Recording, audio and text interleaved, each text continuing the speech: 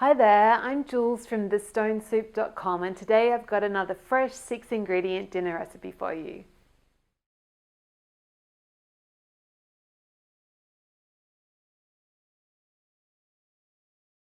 Okay, so for our Plan B spinach and eggs, I've just got a pack of frozen spinach. I've put in the strainer here. You'll have to excuse my disgusting old stained sink. But anyway, and then I boiled the kettle and I'm just going to pour boiling water over the spinach, and we do this just so it defrosts more quickly. But of course, if you have had more time and you can get the spinach out of the freezer sooner, you don't need to do this.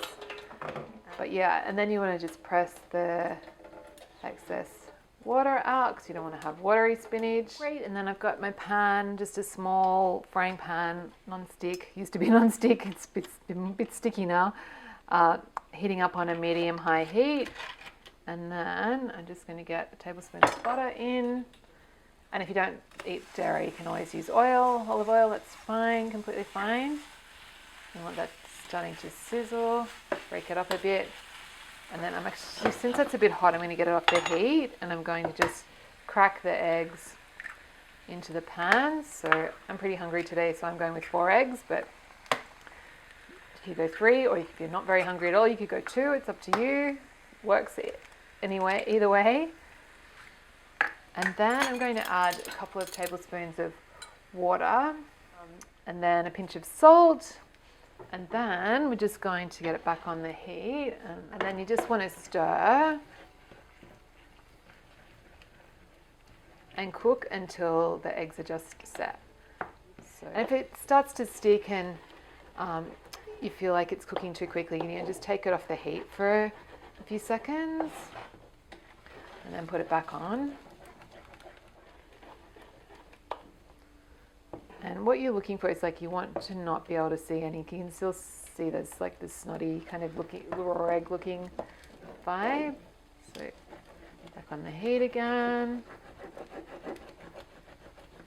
Now if you're more patient, you could do, it's probably easier if you do it over more medium heat, but I like to play with fire. Okay. So you don't want it to be too scrambled and too set, because it is going to, like, the eggs is going to continue to cook when you get it out of the pan. So when it's looking about, that looks pretty good to me actually. When you've got like some good nice curds and chunks of egg in amongst the spinach, just get that off the pan. Give it a really good stir, scrape off any bits from the bottom. They're actually really delicious. And then just put it in your serving, like your plate, bowl, whatever you're going to serve it on. And then today I'm just going to have some shaved parmesan with it, but it's a really great, beautiful base to serve whatever you like whatever you've got that's really delicious. Like if you want some hot sauce, you could go hot. If you want something hot, you could go hot sauce. Feta's really good with it, of course, with spinach. Just some fresh herbs, you know, a drizzle of chili oil, a drizzle of, I've actually got this beautiful sprinkle that I make, which has got spices and, like, it's kind of like a ducker that's really good on it, or even just some roast walnuts. Like, there's so many options. It's just a really beautiful base for something with crunch, and something with just extra flavor can be really good.